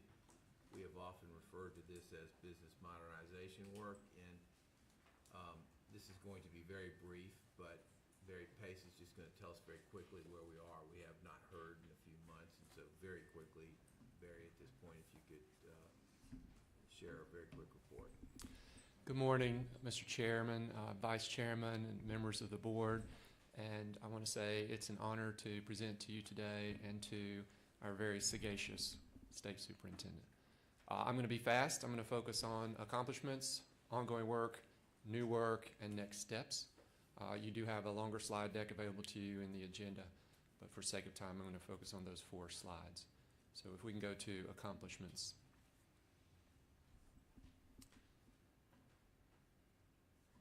Thank you. So this is a list of the accomplishments for the School Business Systems Modernization Program. To start with, you've heard already from folks who are using the Consolidated Grants Management application, which is owned by Link EMS, LLC, and they are nationwide now with their eGrants application, and that allowed us to consolidate grant application and grant approval notifications, GANs, through that system and accelerate that process. We also deployed the Say Something anonymous reporting system. You are probably all familiar with that. I did reach out to Karen Fairley and thanked her for the work that she does. So important, but also got updated numbers for last calendar year. So you can see that system is saving lives.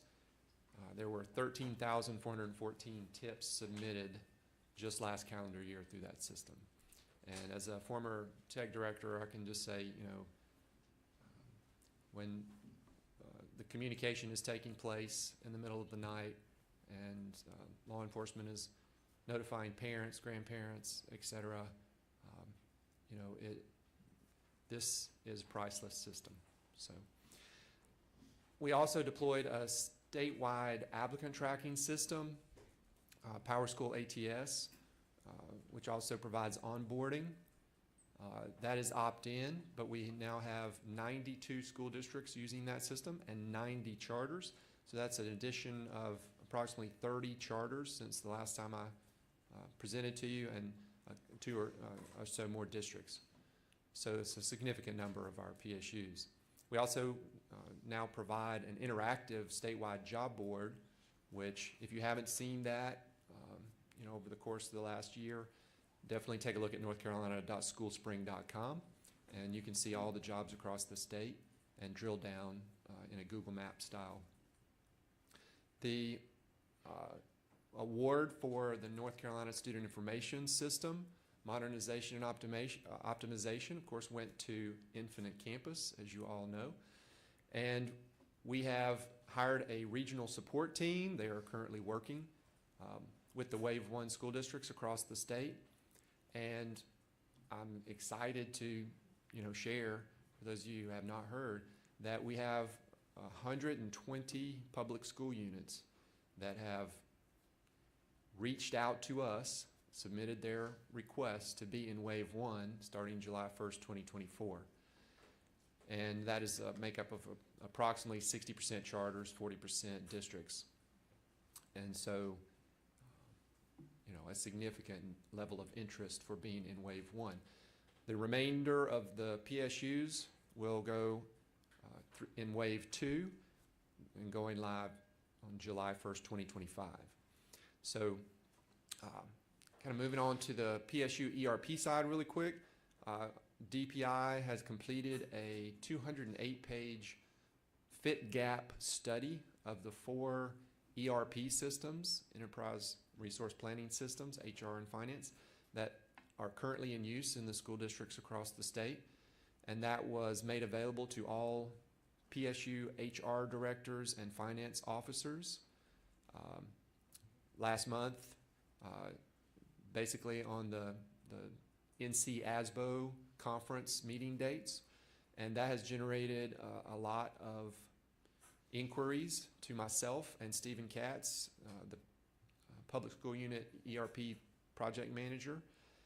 We've met with half a dozen districts just over the last 2 weeks who are working through the decision-making process.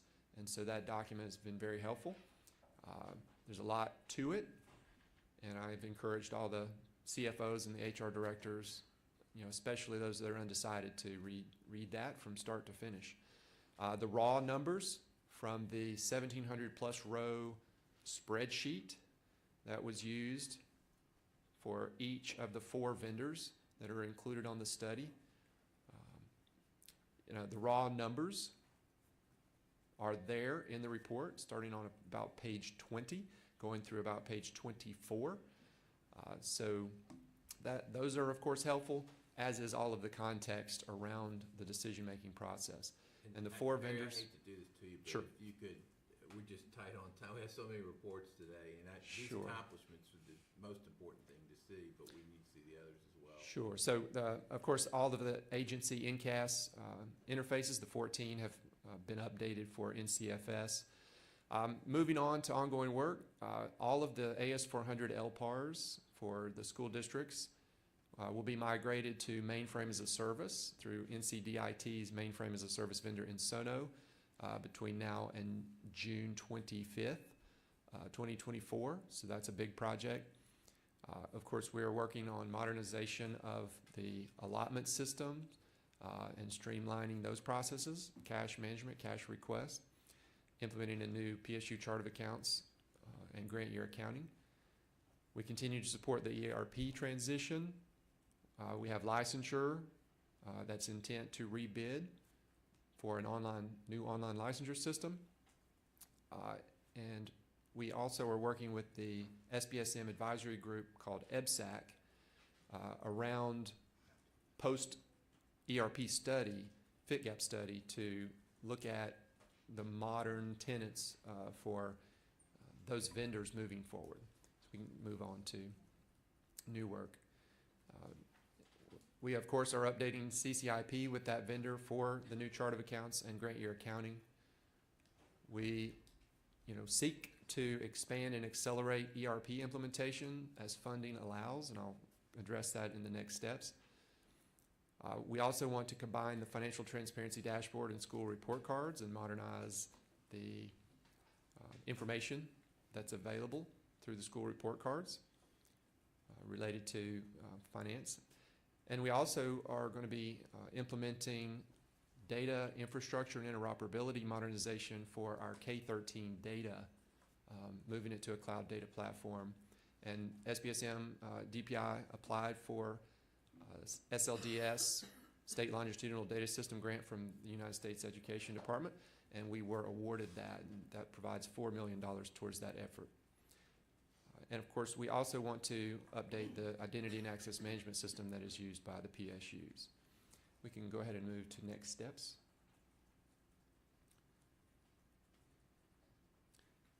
You can see the timelines for the go-lives, the next go-lives that are scheduled. Guilford County Schools on Oracle, January 1st, 2025.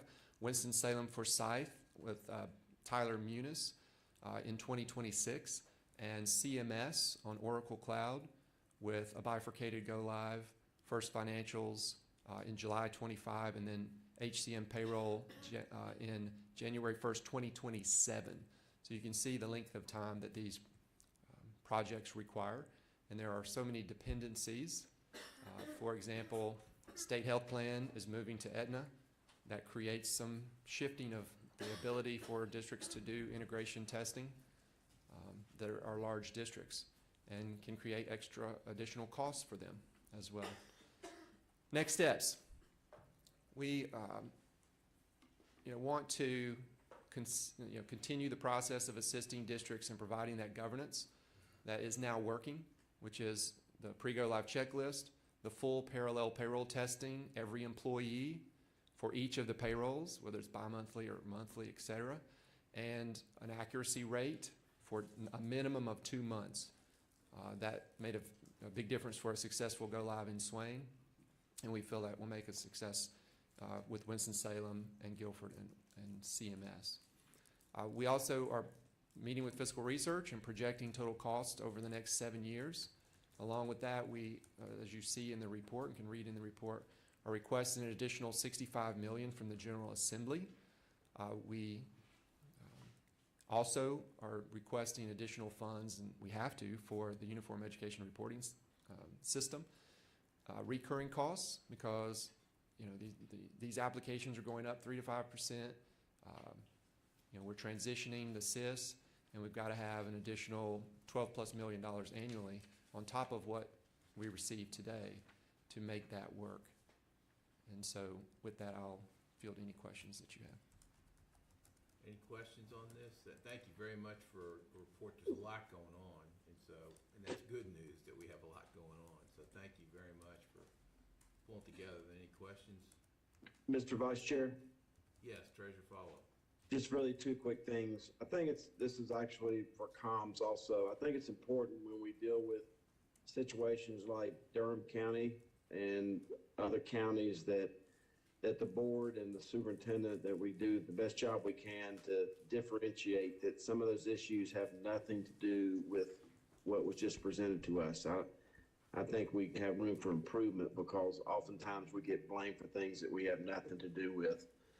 And secondly, the good news is that OSHR was attempting this year, as we were changing the transmission to Aetna for the state employees, they were going to introduce a new platform for open enrollment.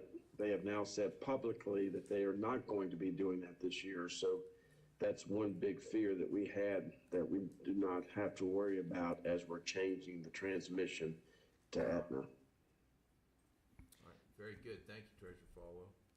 I would like to add that, you know, the Durham was mentioned, and that situation had nothing to do with any software application.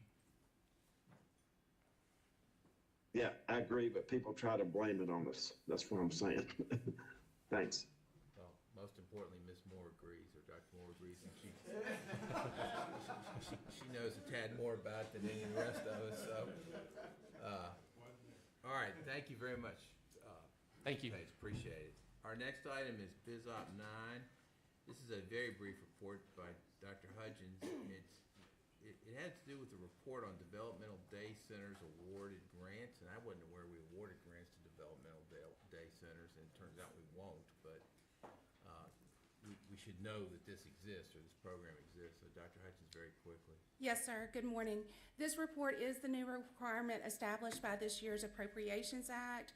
For context, developmental day centers offer specialized support to young children diagnosed with developmental delays, developmental disabilities, or a physical or mental condition that has a high probability of resulting in a developmental delay.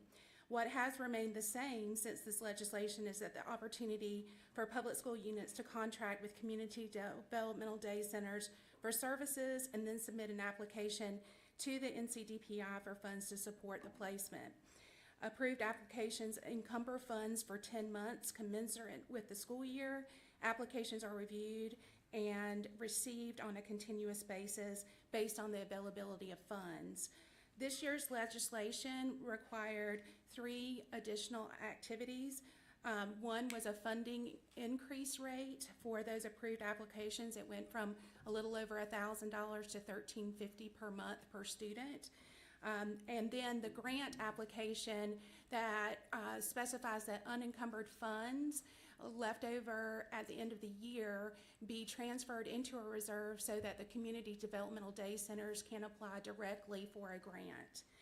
And so it also includes a report by March the 15th for the DPI to indicate how much and for whom those grants have been awarded.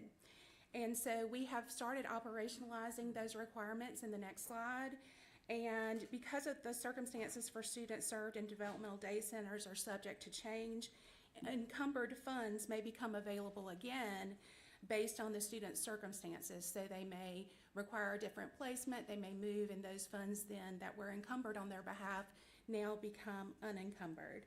And so until the NCDPI closes the application process for public school units on May 15th and completes the approval and allocation process, the amount of funds available for the grant cannot be determined until the end of the school year.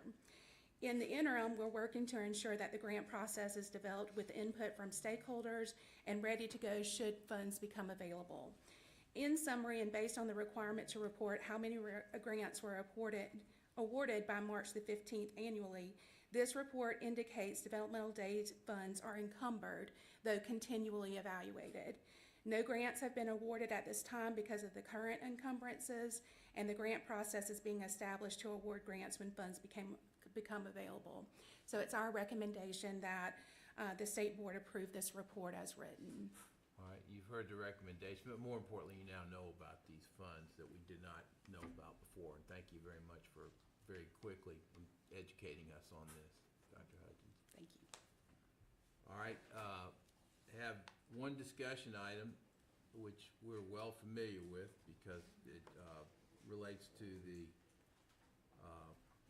paid parental leave issue that we spent several months on, and this is the rules update. And Ryan, I'm going to ask you not to go through all of your report because we don't have time for it today, and this will come back. And we have had a lot of background on this, so if you can just highlight the key items in 2 minutes or less, you would be a hero. Do my best, Mr. Vice Chair. Thank you. So we are in the process of bringing forth the permanent rule for paid parental leave that will ultimately replace the temporary rule. We recently received guidance from the State Human Resources Commission on how they are going to address some new substantive issues with the permanent rule. And based on the statutory requirement that the state board's rules for public school employees have to be substantially similar, we have drafted a proposed rule to follow alongside that. So I'm just quickly going to highlight some of the key changes that I think the board may be interested in. One is it divides, so the 8 weeks that are provided for birthing parents are now expressly divided into 4 weeks for mental and physical recuperation from the birth and 4 weeks of bonding with the child, and that'll, for reasons that'll become clear a bit later. It also limits parental leave when a child is placed up for adoption. So if an employee, public school employee, gives birth to a child but places that child up for adoption or into foster care, it does limit the available leave to 4 weeks for the birthing parent for that mental and physical recuperation.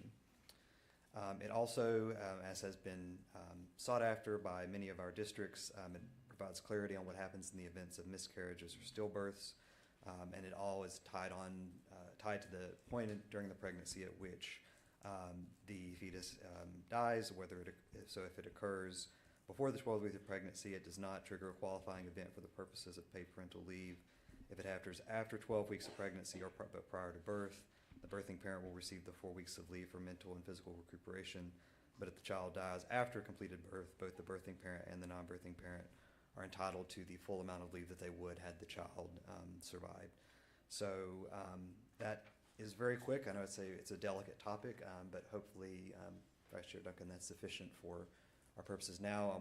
The intent is to come back next month for the final action on the rule, but also for the presentation of the fiscal note, which we are still working on. Very good. It's a very important topic, and we appreciate your work on the rules, not just this one, but all the rules. You've done a lot of work, and we're really appreciative of it. Thank you. Sir. All right, we're now going to cover the consent items very rapidly. We have an annual report on CTE grade expansion program for grant application recommendations, which is being submitted and has been in your materials. And stop me if anyone has a question on any of these, please.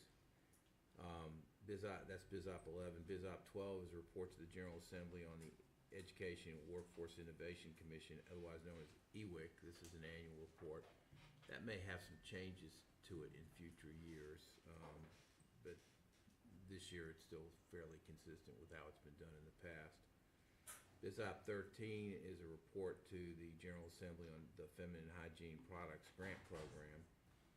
BizOp 14 is a report to the General Assembly on the Principal Recruitment Supplement. BizOp 15 is certification of a new finance officer. Then we had our updates on contracts, both executed and planned, and updates on the budget, for which I have gotten no questions from anyone. So with that, we draw a long program to an end. Thank you, Vice Chair Duncan. Before we move to HRS, one correction to my opening comments. The My Future NC statewide attainment target year is 2030. Okay. We'll now move to Healthy Responsible Students, led by Mr. Reginald Keenan. Keenan. Chair, Mr. Chair, before you this morning, along Mr. Hall, we have two brief items. The first item would be the final adoption of temporary rules, and of course, General Counsel Ryan Collins talked about potential changes Ron, please. Well, good morning, everybody, and at the risk of drawing it out, I do have my joke for today. Initially, I thought about just putting up a picture of the Duke basketball team, but I was told that might be in poor taste, so we do have a big game coming up on Saturday, so I just had to throw that in there for my team. But it is March Madness, so I hope you all are getting excited for that. So I'm here today to provide the final version of an update on the final version of the temporary rules for high school or for interscholastic athletics that, pursuant to legislation, have to be adopted in time for the next school year for 24-25. We have conducted our consultation with the Joint Legislative Commission on Government Operations as required by statute. Received some good feedback from the commission in ways of shoring up these rules.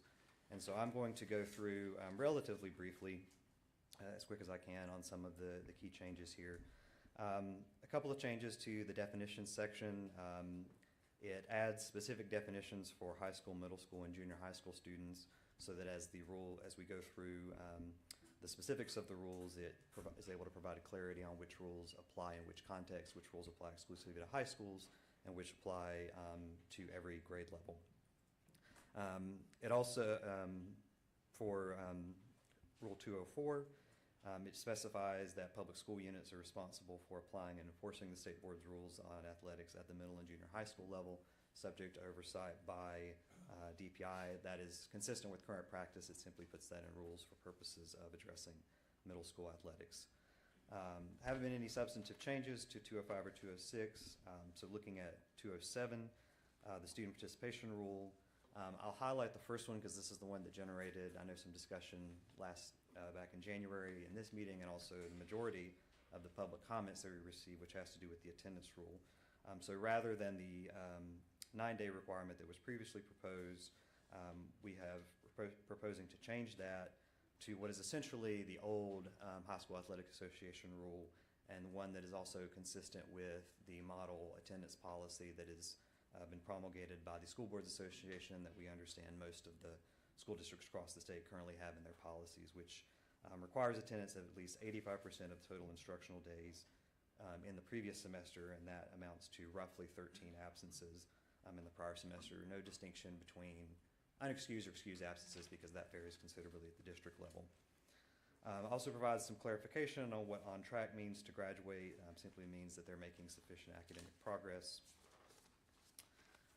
Continuing with the participation rules, it allows classes passed during the summer to count towards the passage rate for the prior spring semester. That's some feedback that we also received in order to maintain consistency with what is currently in practice for most of our schools that are members of the Athletic Association.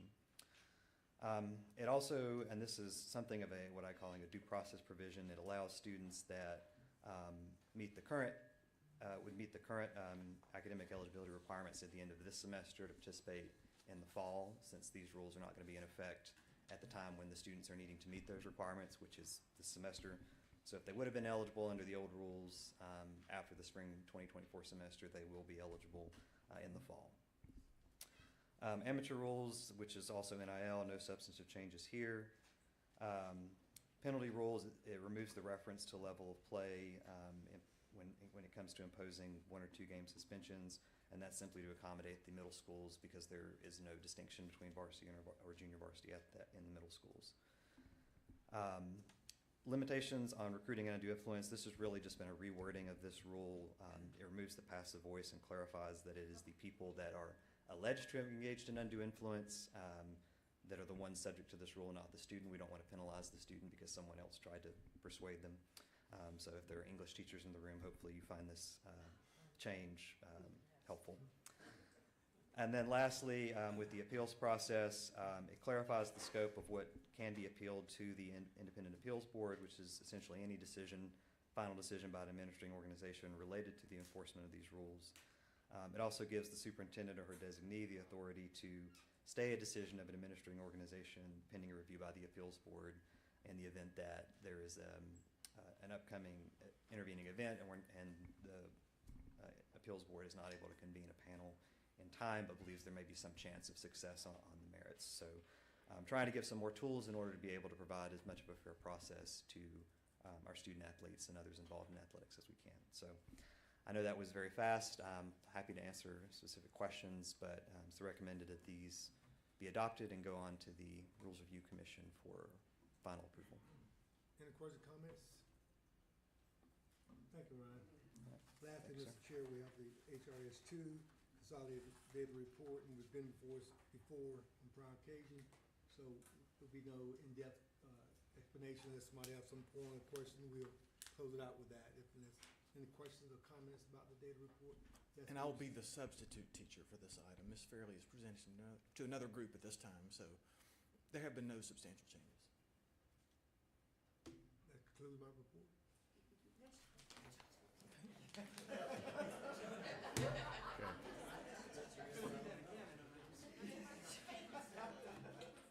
Thank you, Mr. Keenan. We'll now break for lunch and return at 1 p.m. 1 p.m.